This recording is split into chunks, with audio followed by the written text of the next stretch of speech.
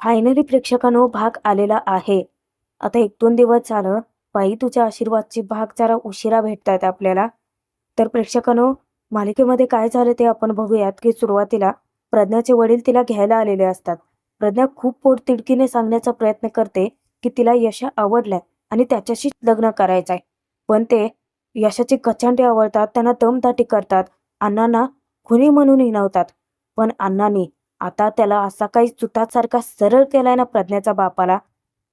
त्यातच चंद्रकांत नानाला फोन करतो आणि राजाच्या घरच्यांबद्दल माहिती विचारत असतो. पण आता त्याने पत्ता वगैरे काही दिला नाही. पण घरी येऊन धाकटांकडे आता मोठा बॉम्ब फोडलाय, की राजा मुलगी घेऊन पळालाय. आणि आत्या तिची तर आता कोमात जायचीच वेळ आली. कारण तिचा श्राप आता खोटा ठरणार आहे. राजाने तो ठरवलाय. पण आता चंद्रकांतचे गुंड हात धुवून राजा आणि अवनीच्या मागे लागलेत हा. आणि चंद्रकांत महेश दोघेही राजा अवनीपर्यंत पोहोचलेत. एवढंच काय चंद्रकांतने आता त्या राजाच्या वरती बंदूक ताणून धरली. पण आता राजा अवनीला घेऊन तिथून सटकणार आहे. आणि ते कसं होतंय तेच आपण बघणार आहोत. त्यासाठी भाग शेवटपर्यंत जरूर बघा. आणि तुम्हाला प्लीज मनापासून विनंती आहे, की भाग कसा वाटतो ते प्लीज कमेंट करून कळवा ना. तुमचं मत खरंच खूप महत्वाचं आहे. चंद्रकांतला राजाच्या गाडीचा नंबर मिळालेला असतो. त्याने त्याचा त्या गुंडांना पाठवलेला असतो. आता ते गुंड ठरवतात की नंबर मिळालाच आहे तर मग राजाला सोडायचंच नाही. इकडे अवनीने राजाला प्रश्न विचारला होता तेव्हा ती स्वतःच म्हणते की पण मला माहितीये की तू मला मदत का करतोयस. राजाचा चेहरा उतरतो. तो विचारतो की का. तेव्हा अवनी म्हणते की कारण तू थोडासा चांगला माणूस आहेस. त्यावर राजा हसून विचारतो की अरे वा, हे मात्र चांगलं आहे तुमचं. नाही म्हणजे इतकी मोठी रिस्क घेऊन स्वतःचा जीव धोक्यात घालून मी तुमची मदत करतोय आणि मी थोडासा चांगला माणूस. अहो काय मॅडम, तुम्ही बी तुमचं मन एवढं कडवट करताय. नाहीतर म्हणा ना की राजा पण लई भारी माणूस आहे म्हणून. करा ना जरा असं कौतुक. आता अवनीलाही हसू येतं. तोपर्यंत प्रज्ञाचे वडील आता अंगठांच्या घरी पोहोचलेले असतात. आता तिथे हजरच होते चुगली करायला. प्रज्ञाचे वडील, अहो मी तुम्हाला व्हिडिओ कॉल करणारच होते की. तोपर्यंत फोन तुम्ही कट केलात. ती बोटाने दाखवत सांगते की बघा तिथे दोघे जण गुलुगुलू गप्पा मारत बसले होते. एकदम ना नालायक थर्ड क्लास पोर आहेत ते हो त्या तोंड्याची. अहो आपल्यासारख्या माणसांनी तर तोंड बी बघायची नसतात या लोकांची. काय आहे, मला पण एक पोरगी आहे ना व. तर माझं बी कातड तुटतं हो तुमच्या लेकीसाठी. आपण आपल्या लेकरांना तळहाताचा फोडाचा पण जपतो. आणि तुमची ती प्रज्ञा, ती तर एकदम भोळी बाबडी. पण तुमच्या पोरीत ना जरा अक्कल आहे बरं का. आता त्या धोंड्याच्या पोरानं ते यशाने फुस लावली असेल तिला. अहो कवाचे धरणं ते घरात बोलत बसलेत. नाही म्हणजे तो यशा तुमच्या बी पोरीच्या मनात बसलाय वाटतं. नाही म्हणजे तसं वाटतंय बरं का. आता कवाचे धरणं घरातच आहेत ते. जाऊन हाक मारा की बघा येते का. आत्याने मुद्दामच आता काडी टाकलेली असते आणि प्रज्ञाचे वडील प्रचंड भडकतात. ते प्रज्ञाला हाका मारतात की प्रज्ञा आत्ताच्या आता बाहेर आहे. प्रज्ञा आणि यशा धावतच येतात बाहेर. यशा येता क्षणी प्रज्ञाचे वडील आता त्याची कचांडीच पकडतात की काय रे, तुला तर मी चांगला माणूस समजत होतो. तू इतका घाणेरडा वागशील असं कधी वाटलं बी नव्हतं. राजा समजावतो, सॉरी यशा समजावतो की तुमचा काहीतरी गैरसमज होतोय. प्रज्ञा आता स्वतःहून सांगते की पप्पा अहो मी स्वतः आली. पण तिचा बाप आता तिच्यावरतीच वचकतो. तिचे पार बोलती बंद होते. आता तिचा बाप यशाला विचारतो की काय रे, तुमच्या घरात बाई माणूस नाही म्हणून आमच्या चांगल्या घराच्या मुलींना फूस लावून इथे घेऊन येता काय. त्यावर आत्या तिथे पुन्हा भडका उडवते. आगीत ते लोटते. अहो खान तशी माती. शेवटी बापासारखीच वागणार ना पोरं. पहिली होती तिला मारली आणि दुसरी ती बी टिकली नाही. मी सांगते ना, यांनी ना माझा हिस्सा लुटलाय हिस्सा. यांच्या घरात ना कधी बाई टिकतच नाही. त्यावर आता प्रज्ञाचा बाप त्या यशाला धमकावायला लागतो की तुमच्यासारख्या पोरांना ना चांगला सरळच केला पाहिजे. प्रज्ञा पोट तिडकीने ओरडून सांगत असते की पप्पा तुम्ही विचार करताय तसे ते नाही आहेत. पण तिचा बाप तिलाच गप्प बसवतो. नशीब आहे इतक्यात पाणी येतो. नाही असल्या लोकांना सरळ करायचं म्हटलं तर पाणी आणि राजाचीच गरज आहे. आता पाण्या जेव्हा बघतो की प्रज्ञाच्या बापाने यशाची कचांडी पकडली तेव्हा पाणी येताच त्याचा हात झिलकारतो की हात काढ. यशादाच्या कॉलरला हात बी लावायचा नाही या. तो ताकीद देतो. तेव्हा प्रज्ञा स्वतःच सांगते की पप्पा प्लीज विश्वास ठेवा, यांनी काहीच केलेलं नाहीये. खरं तर मी स्वतःच इथे आले माझ्याशी लग्न करा हे सांगायला. त्यावर पाण्या धक्क्याने विचारतो की तुम्हाला यशदाशी लग्न करायचं होतं. तेव्हा प्रज्ञा खरं काय ते सांगून टाकते की हो, पण माझ्या पप्पांनी यांना एक ऑप्शन दिला होता की तुमच्यापासून वेगळं राहायला सांगितलं होतं आणि त्यांनी तो नाकारला कारण ते तुम्हाला कधीच अंतर देऊ शकत नाहीत म्हणून.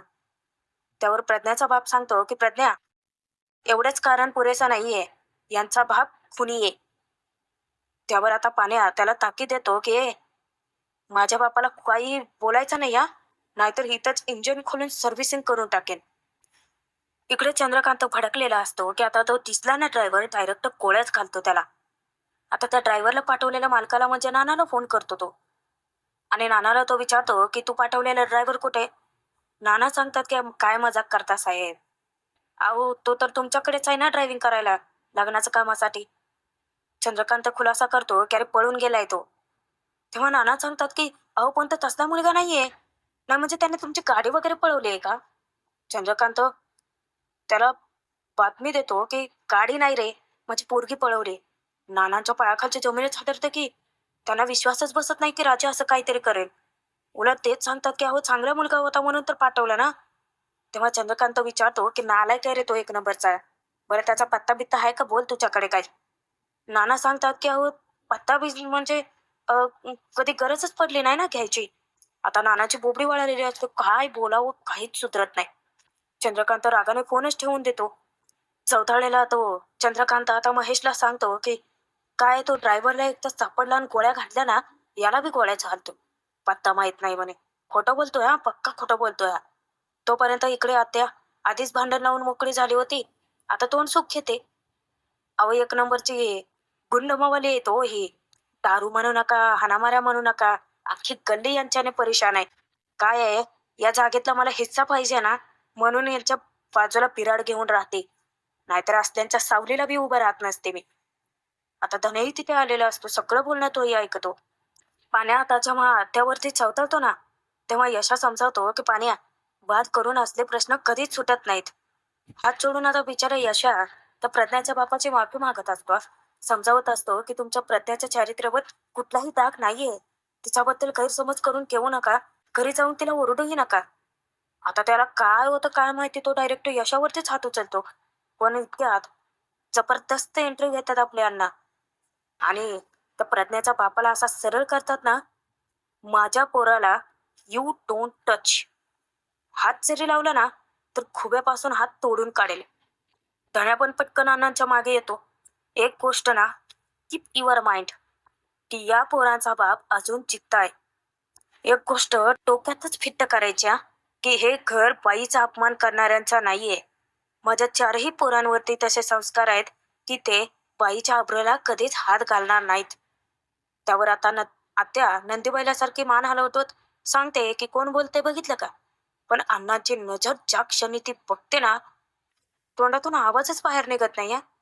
अण्णा आता हात जोडून त्यांची माफी मागतात की मनात जो काही आमच्याबद्दल राज असेल तर तो प्लीज काढून टाका. त्यावेळेला प्रज्ञा पुढे येऊन तिच्या बापाला समजावण्याचा प्रयत्न करते की पप्पा तुम्हाला अजूनही का कळत नाहीये की ही खूप मनाने चांगली माणसं आहेत. पण त्यावेळेला आता तिचा बाप तिच्यावरती जबरदस्ती करतो की गप्पा बस, घरी चल. परत जर या घरात पाऊल टाकलं ना तर याद राख. आणि ते तिची पर्स तिच्या हातात टेकतात. प्रज्ञा आरडाओरडा करत असते की पप्पा ऐकून तरी घ्या. पण तिचं काहीच ऐकून न घेता तिचा बाप आता तिला ओढत तिथून घेऊन जातो. आत्या पुन्हा अण्णा आणि त्याच्या पोराला आता चिडवायला लागते की या आत्याचा श्राप आहे. या घरात बाईच काय, कुठल्या बी पोरीच्या ओढणीचा साधा वारा बी येऊ शकत नाही. तुझ्या कुठल्या बी पोराचं लगीन होत नसतंय. हे तुझी पोरं आहेत ना, त्याशीच बिन लग्नाची राहतील. सुलक्षणाचा श्राप आहे, लक्षात ठेव. आता आता टिमक्या मिरवत जाते खरी, पण हिचा श्राप लवकरच राजा खोटा ठरवणार आहे. यशा निघून जातो. त्यानंतर पाण्या धन्यात हे बी निघून जातात. तिकडे नमी बी निघून जाते. आता अण्णा विचार करतात की औषध घ्यायला पाहिजे. तोपर्यंत चंद्रकांतच्या माणसाच्या हाती नेमका राजा लागतोच की. त्याची गाडी नेमकी त्याच्या समोरच जाते आणि ते त्याचा पाठलाग करत सुटतात. राजा आता अवनी पुढे मस्त आपले इम्प्रेशन झाडत असतो. अहो काय मॅडम, कसे विचार करता तुम्ही. वाईटातून चांगलंच होत आहे हा विचार जरा बघावा की. अवनी विचारते की वाईटातून चांगलं होतं कसं रे. त्यावर राजा आता स्वतःचं कौतुक करतो की नाही म्हणजे माझ्या जागी कुणीही दुसरं असतं ना तरी असं डेरिंग बिरिंग केलंच नसतं. इकडे अण्णा जेव्हा दारू प्यायला लागतात ना, पाण्या त्यांच्यावरती इतका संतापतो की अण्णा, जगातल्या कुठल्याही प्रॉब्लेमाला तुमचं हे औषध काम करत नसतंय. तुमच्या या मोठ्या चिरंजीवानं काय करून ठेवलंय माहिती आहे ना? बोला ना मग त्याला. धन्या सांगतो की बोलत नसते त्यांना. यशा आता तर दोघांनाही गप्प बसायला सांगतो. अण्णा म्हणतात की अरे माश्या, ते तसंच म्हणतायत की अण्णा बोले आणि यशा लागे. आता पाण्यान धन्या यशावरती इतके चिडलेले असतात ना, की ते जा विचारतात की तू काय करून ठेवलेत, कळतंय का तुला? अरे यशादा, तू का लपवून ठेवलं की त्या पोरीला तू आवडत होतात म्हणून? तेव्हा यशा चिडचिड करतो की पण त्याच्या घरच्यांना आवडत नव्हतो ना मी. त्यावर पाण्या सांगतो की पण त्यांचं म्हणणं होतं ना की वेगळं राहायला हवं होतं. त्यावर यशा विचारतो की मग काय करायला हवं होतं मी? आपलं हे घर सोडून दुसरीकडे संसार थाटायला हवा होता का? पाण्या सांगतो की अरे पण कधीतरी बोलवलं असतंच ना आपल्या घरी. आणि यशा विचारतो की ती आलीच नसती इथे परत कधी तर? पाण्या, मला ना अण्णांनी सांगितलंय की बाईवर दबाव आणून ना तिला कुठलीच गोष्ट करायला भाग पाडायचा नाही. शिकवण आहे माझी. सॉरी, मला अण्णांची. त्यावर अण्णा फिरून विचारतात की मग बाईचा आशीर्वाद नकोच आहे का? यशादा सांगतो की बाईचा आशीर्वाद हवाय ना अण्णा. पण अण्णा, यासाठी मी काही एकट्याने राहायचा विचार करायला हवा होता का? पण धन्या आता त्याला स्वतःबद्दल विचार करायला जेव्हा सांगतो ना, तेव्हा यशादा स्पष्ट सांगतो की धन्या, बाकी काहीही सांग, घर सोडायला सांगू नकोस हा. आता धन्या आणि पाण्या यशाला जाऊन अशी काही खट्ट मिठी मारतात ना, ते पाहून आता अण्णांचे संस्कार जिंकलेले असतात. कारण हे भावंड एकमेकांना किती जीवाला जीव देणार आहेत. त्यांनी अण्णांचे संस्कारच नाही तर त्यांचे विचार सुद्धा जपलेत. आणि हे सगळं खिडकीतून नमी पाहते.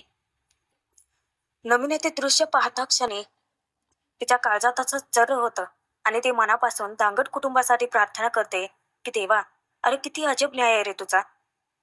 अरे चांगल्या वागणाऱ्या पोराला बाईचा आशीर्वाद जागू दे की. माझ्या रूपाने नाका नसे ना, परंतु दुसऱ्या कुठल्या तरी एका मुलीच्या रूपाने धांगटांच्या घरी सून येऊ देत की. मला पण यशाची बायको म्हणून या घरात जायचंय. पण आधी धोंडी मामाला बाईचा आशीर्वाद लागू देत, त्याच्या घराला. अण्णांना तर इतका अभिमान वाटत असतो आपल्या मुलांचा. मनातच ते आनंदाने विचार करतात की ना मी कधी नीट वागलो, ना कधी नीट राहिलो. पण माझी पोरं, हा तुझाच आशीर्वाद आहे लक्ष्मी. हे तुझे संस्कार आहेत. अण्णांच्या डोळ्यात अश्रू दाटून येतात. त्यांची छाती अभिमानाने फुगलेली असते. ते रडतच म्हणतात की लक्ष्मी, अगं, तू या घरात आलीत आणि तेव्हा आमच्या घराला बाईचा आशीर्वाद लागला होता. तसाच आता पुन्हा यंदा तुझ्यासारखाच बाईचा आशीर्वाद या घराला मिळू देत की ग. तेव्हा त्या तिन्ही मुलांना इतकं वाईट वाटायला लागतं. पण अण्णा परत आपले दारू ढोसायला चालू करतात. अण्णा आता तेथून निघून जातात. पण आता त्यांच्या मुलांना बी कळतोय की त्यांच्या काळजात असा काहीतरी घाव आहे, ज्याच्यामुळे अण्णा असे वागतात. इकडे राजा अवनीसमोर आता इतकं इम्प्रेशन टाकत असतो, इतकं फुशारका मारत असतो की अहो, आपल्यासारखं डेअरिंगबाज नाहीच आहे हो कोणी. तुम्हाला माहितीये का गावात मला पोरं काय म्हणत होती की डिआर. अवनी विचारते डिआर? अहो, डेअरिंगबाज राजा. तर त्याचं फुशारका मारत चालणं असतं.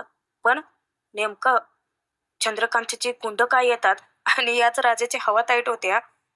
ते जेव्हा कोयता काढून उगारतात ना, तेव्हा राजाचे असे काही घाबरगुंडी उडते ना, ते कोण आहे ती? अरे कोयता घेऊन का मागं लागले आहेत? अरे जा ना बाबा, लागेल ना आम्हाला. त्यावर आता अवनी सांगते की बहुतेक दादाची माणसं असतील.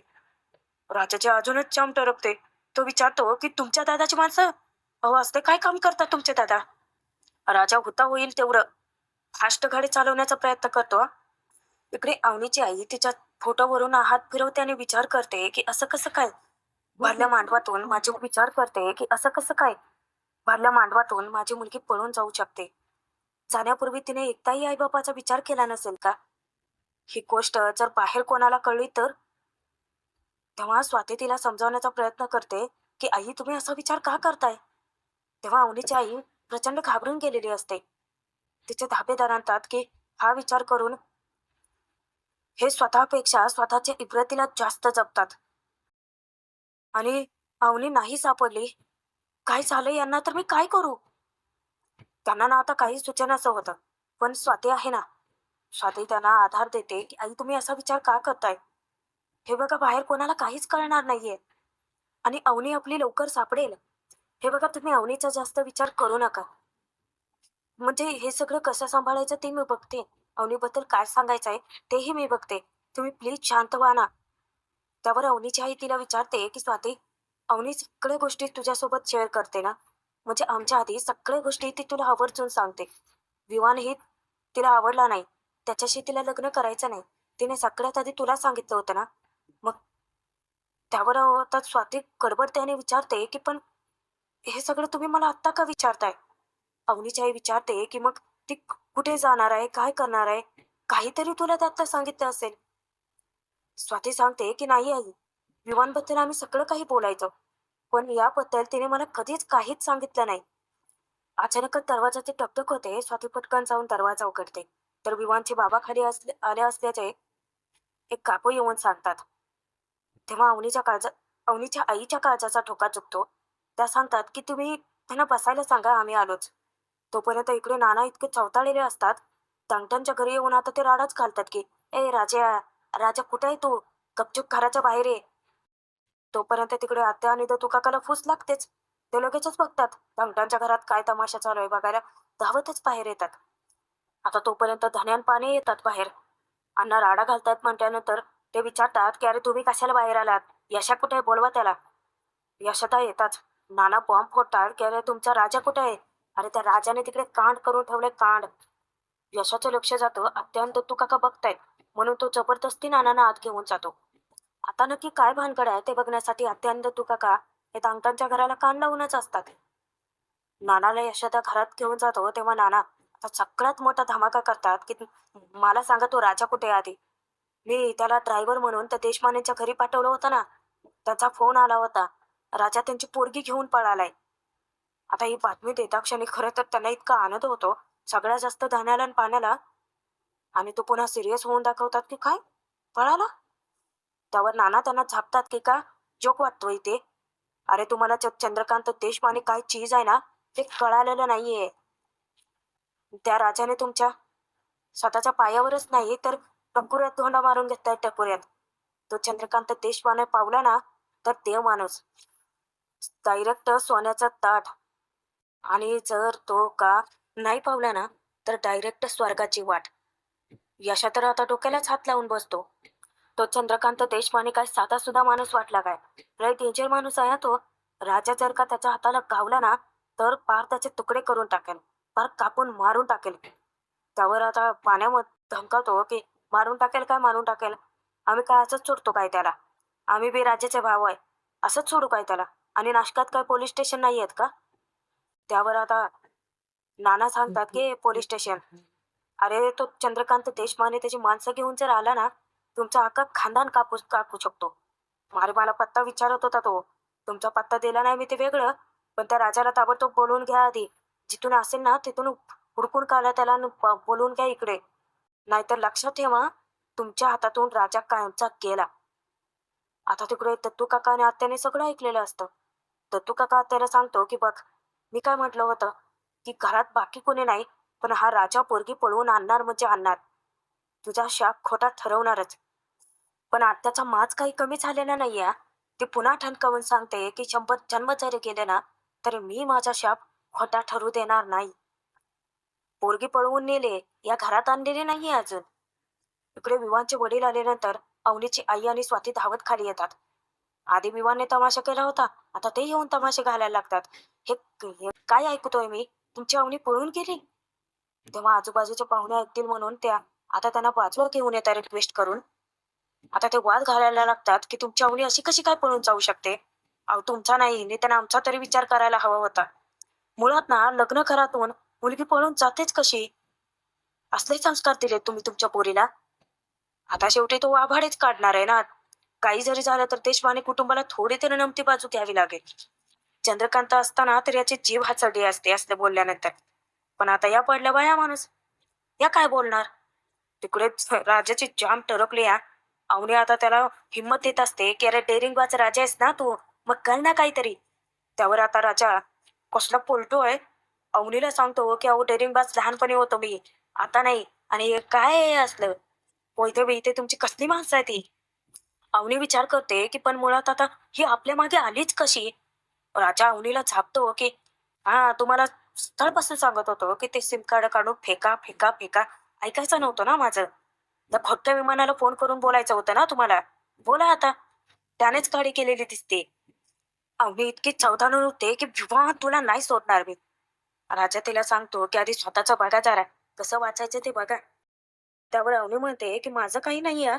म्हणजे फार फार तर मला ते इथून पकडून घेऊन जातील, पण तुझं काय? राजा विचारतो की माझं काय? ते आगाऊ आहे ना अवनी. एकतर बिचारा टेन्शन मध्ये आहे, त्यात ती गुंड मागं लागले आणि आणखीन घाबरवून टाकते त्याला. ती सांगते की म्हटलं ना की फार फार पकडून घेऊन जातील, पण तुझं काय करतील सांगता येणार नाही. आता राजाची पुन्हा एकदा अशी घाबरगुंडी उडाली ना, प्रेक्षकांनो भाग संपला असता तरी पुढे खतरनाक गोष्ट आहे. कारण आता राजा अवनीला चंद्रकांतने पकडलंय. पण प्रेक्षकांनो, मी पुढचा ट्विस्ट ऑलरेडी टाकलेला आहे. त्यात तुम्ही बघू शकता की राजा बिरबल युक्तीने अवनीला घेऊन सटकतो तिथून, तेही चंद्रकांतच्या नाकावर टिचून. आणि तो व्हिडिओ मी टाकलाय. त्यानंतर राजा पोलीस स्टेशनमध्ये अवनीला घेऊन गेलाय. तिथे काय काय झालंय ते तुम्ही त्या व्हिडिओत बघू शकता. पुढील जबरदस्त ट्विस्ट